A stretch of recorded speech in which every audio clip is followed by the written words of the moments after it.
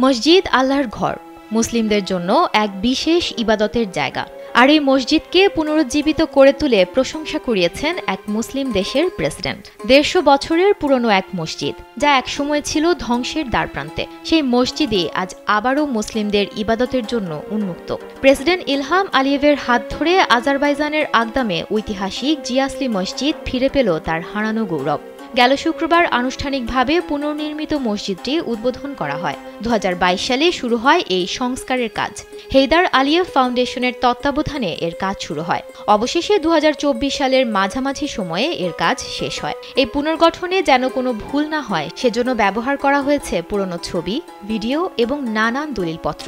মসজিদের দুটি মিনার পুনর্নির্মাণ করা হয়েছে ভেতরে থাকা সর্পিল সিঁড়ির নকশা হুবহু রেখে। ভেঙে যাওয়া গম্বুজ আর মেহরাবও যত্ন করে মেরামত করা হয়েছে। এমনকি মসজিদের বাইরের দেয়াল পরিষ্কার করতে ব্যবহার করা হয়েছে বিশেষ রাসায়নিক উপাদান, আর পুরনো পাথরগুলো আবার বসানো হয়েছে আগের নকশা অনুযায়ী। সব মিলিয়ে মসজিদের ঐতিহাসিক সৌন্দর্য আর স্থাপত্য শৈলী যেন আবারও প্রাণ ফিরে পেয়েছে।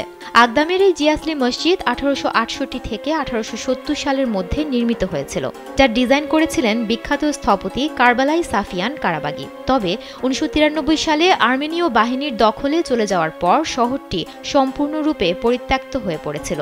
কিন্তু ২০২০ সালের দ্বিতীয় নাগর্নো কারাবাখ যুদ্ধের পর যখন আজারবাইজান আগদাম পুনরুদ্ধার করে, তখন থেকেই এই মসজিদটি পুনর্নির্মাণের পরিকল্পনা করা হয়। বর্তমানে মসজিদটিকে ঘিরে আরও কিছু সহায়ক ভবন তৈরি করা হয়েছে, যাতে এটি ভবিষ্যতে একটি সক্রিয় ধর্মীয় ও সাংস্কৃতিক কেন্দ্র হিসেবে গড়ে উঠতে পারে।